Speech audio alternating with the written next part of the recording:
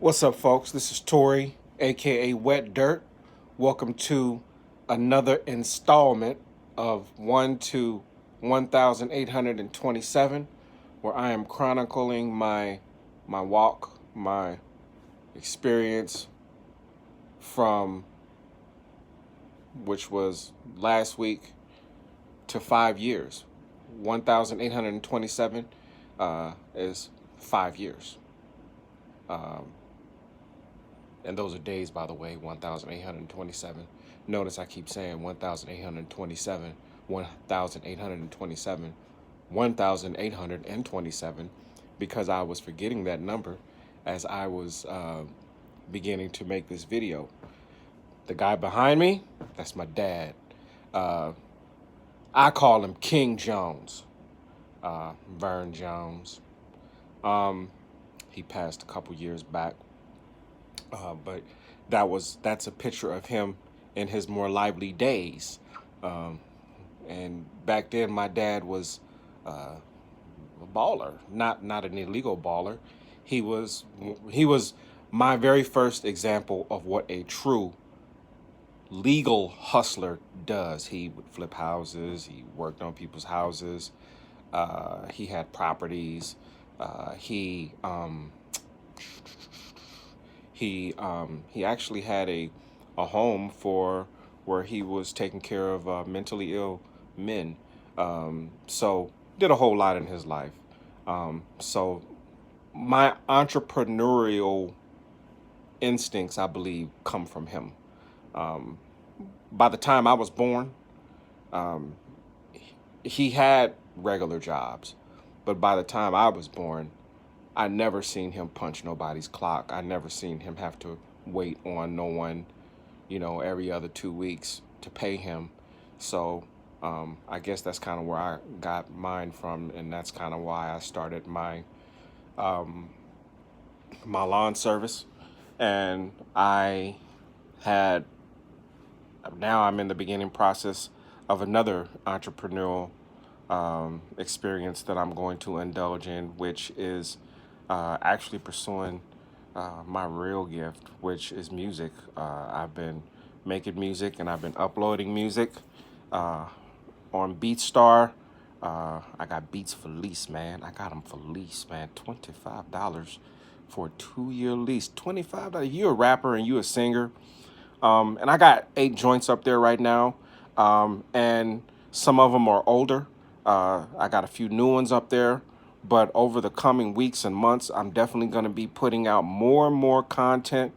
So if I don't have anything up there that you might be feeling right now, I guarantee I will have something for you at some point. But go check me out. Go check me out.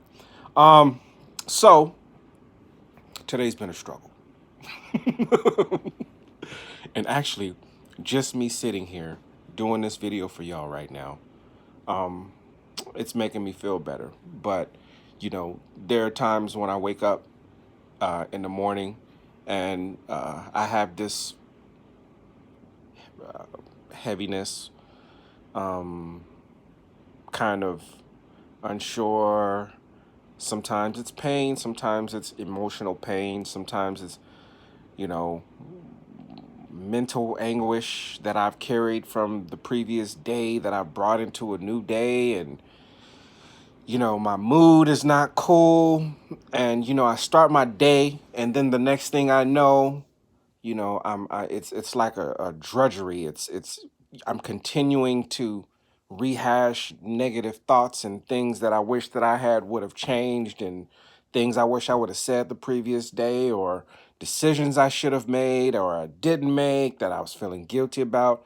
I brought all that into this day, um, figuratively speaking, and that weight was applied to that day. Now, that day should have been just that day.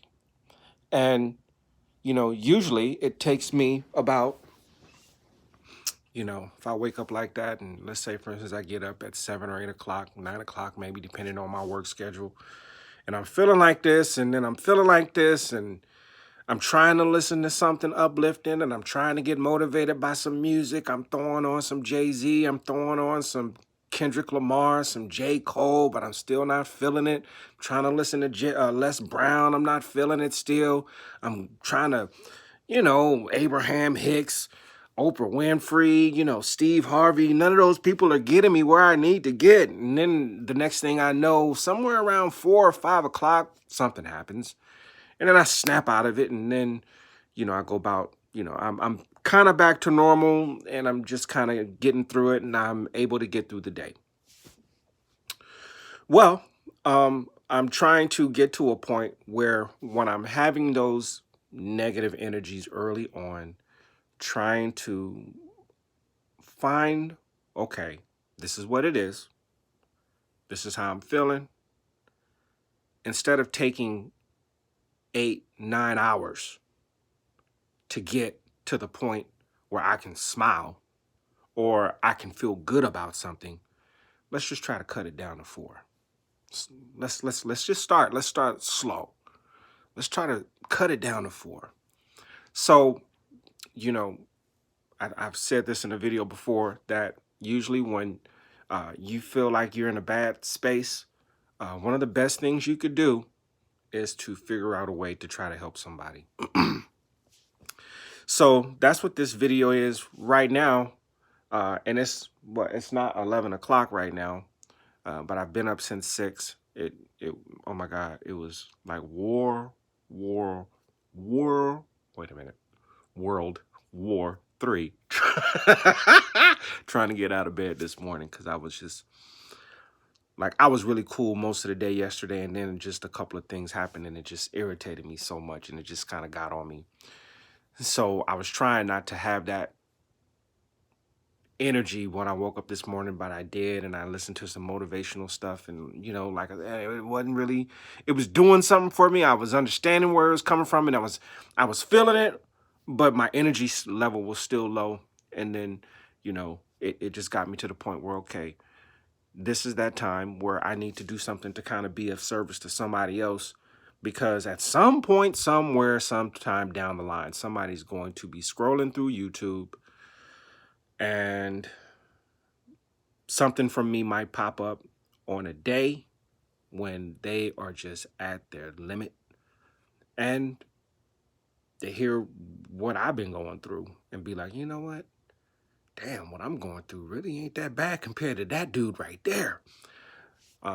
Something that was told to me by my therapist the other day. He said, there's 7.6 billion, 7.6 billion with a B, right after A, B, billion people on the planet. And looking at where you are in life right now, you might think that you're at the bottom. You might think that you're in a dark room and you can't find the light switch. You might think you up under a heap of shit.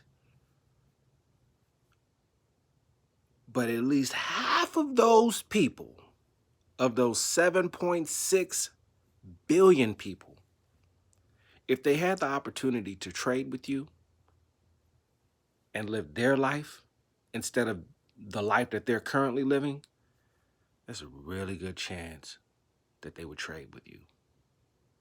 I have a talent. I can make music. I can go out.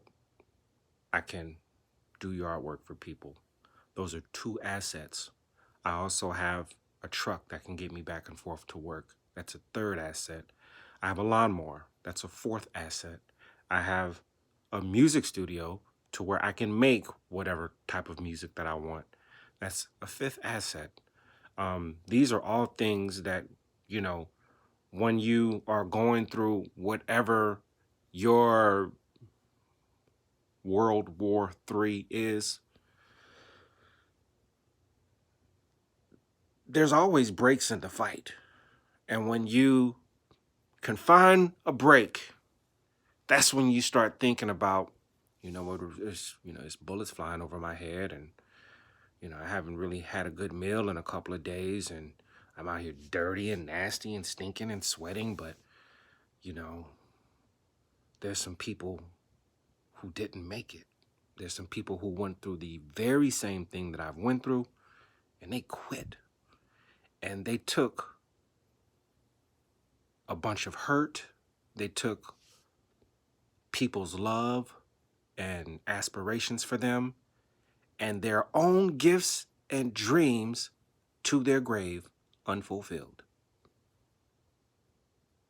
There's more money and knowledge and inspiration in the graveyards collectively than that is walking amongst the living on earth right now. Once you start thinking about that, you start understanding that, man, it's not that bad. So, let me give you a list of things. I'm going to give you a list of audiobooks, and I'm also give you a list of inspirational speakers. And I think I've mentioned these so far, and I'm going to continue to mention them. And when I find out new, I'm going to give you those too. But yesterday I started listening to Rich Dad, Poor Dad, the audiobook. It's on YouTube. It's about 6 hours. Right now I am 6.5 hours or something like that. Right now I'm on chapter 3. And the story is about a young man who was coming up, and he had basically two dads. He had a biological father. Then he had someone who he also considers a father, which was his friend's real dad. But this dad schooled him in the world of finance, gave him financial literacy. And he gave the comparison of his rich dad and his poor dad, his biological dad. They both made good money. But it was just both of their perspectives on how they looked at life. The poor dad worked for somebody. He was always looking for security. He said, hey, why don't you go to college so you can learn something, and then you get a secure job. While the rich father was like, look, you need to, if you're going to go to college, fine, go to college, but learn how to start creating your own jobs. Learn how to start getting and acquiring assets, things that will make you money. Instead of worrying about having a great job with benefits, why don't you make yourself wealthy to the point where you wouldn't have to worry about benefits? And benefits is great. I wish I had them right now. I think I do have them. I mean, that's something that's whatever. Like I believe that if I went to the doctor, I would be okay. But since my separation, like a lot of that stuff is just like, well, I'm healthy. I ain't tripping on it right now. And if I start feeling bad, all I do is just switch up what I eat, and then a couple days later, I'm feeling great. So that's pretty much how I deal with it at this point in my life. But he was talking about the rich father was into taking risk, and the risks were paying off because he became financially literate, whereas the poor father was really safe. He just wanted to make sure that he had a good job, and at the end of his life, the government would take care of him. And he was saying, hey, rich people are evil, and this whole mindset that there's something wrong with you, or you're doing something wrong if you're accumulating a lot of wealth. Maybe you're stealing it from somebody. Maybe you're hustling people out of their money. And as I've learned over the last 3 or 4 years, that is not the case at all. There is nothing wrong with wanting to be rich. In fact, if you have kids, you should be aspiring to be rich, because of the fact that those little mongs don't never stop eating. So I mean, I'm just keeping it real with you. So I started Rich Dad, Poor Dad. As some of you know, I've been reading Think and Grow Rich from Napoleon Hill. There's this book called I Used to Be a Miserable F. I've been cussing. I don't even know why I should have just said the word. But anyway, I think his name is John Kim. But I used to be a miserable, and that was really good. It was really breaking me down to listen to how I was dealing with myself and the wrongs that I was doing that was contributing to how the relationship was going. And I was really feeling like, man, I need to take accountability for this, that, and that, because that was on me. You know, what else? I think Six Pillars of Low Self-Esteem. I didn't even know I had low self-esteem until I read that book or I listened to that book. What else, man? It's like 15 minutes now. I'm gonna cut this off real soon, but I think this is just a lot of information that you guys need to know. But what else? The Power of Now. Uh, I hope I pronounce his name, Eckhart Tolle, something like that. The Power of Now and A New Earth. Both of those um, books are giving you the basic instructions on just learning how to stay in the moment. Like a lot of times we're worrying about things that has not even happened, and they were stressing about things that's happened in the past. And those two books are really giving you the blueprint of, hey, you know what? We are spiritual beings having a human experience. And, you know, we must just learn to stay in the moment. Just stay here for right now. That's what meditation and prayer is all about. Just being here right now. So you got that. And then like motivational speakers that I listen to, Ralph Smart from Infinite Waters, Oprah Winfrey, Steve Harvey, Eric Thomas, all these people, Abraham Hicks, all these people. Abraham Hicks is a little bit, she's kind of spooky. But if you just bust down and focus on the words that she's saying, it all makes sense. And they're all things that, depending on where you are in your life at this particular point, once you begin to start applying them, I would just say focus on one person, or focus on one book, and get out of that one book what you need, and start applying it little by little, and see the results that you can give to yourself. And even if the results are not, abundant in the outside realm of your life, you know, at least that's something that you've learned that you did not know before you consumed either those audiobooks or even read those books. All those books that I said that are audiobooks, they are books that you can read if you're an avid reader. And as far as like the speakers that I was talking about, the people that make the videos, the inspirational speakers, those people have, um, you know, just take something and guaranteed they're going to tell you something that's either going to lift you up a little bit, or at least it will be up here to the point where it could be something that you can draw from in future situations. So I'm about at 18 minutes now. This is the longest video yet, and I did not mean for it to be this long. I hope you guys sat through it. I want you guys to have a great day.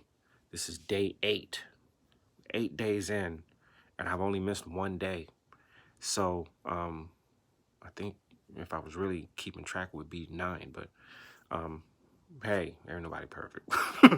But I'm trying to be the best as I can. And listen to my music. Go on this page too. In another playlist, there's my music. Go to my BeatStars. Right now I got 8 up there. And like I said at the beginning of this video, I'm going to continue to crank them out. And they will begin to get better and better and better as we go on. And, like I said, $25 for a 2-year lease. And also you can get exclusive, you can get my music to where you can have it exclusively, and only you will just be able to have that art, have that music, that beat, that whatever you want to write your songs to. And, the only thing that I really ask after we do the transaction, after I take your money and you take my beat, the only thing that I ask is, can you please send me a finished copy of that? I'd love to hear what you did with my song. I would really love to hear that. And you might be talking about some stuff that, as 47 years old, I'm just not going to be connecting with it. But I just want to see your art. I want to see how someone else applies their art to my art. Okay, with that being said, I'm done for today. I hope you guys have a great, productive day. And I will try to, well, I'm not going to try to have a productive day. I will have a productive day because I have laundry that I got to fold. and I got some money that I gotta make, and some beats that I gotta clean up. And you know what?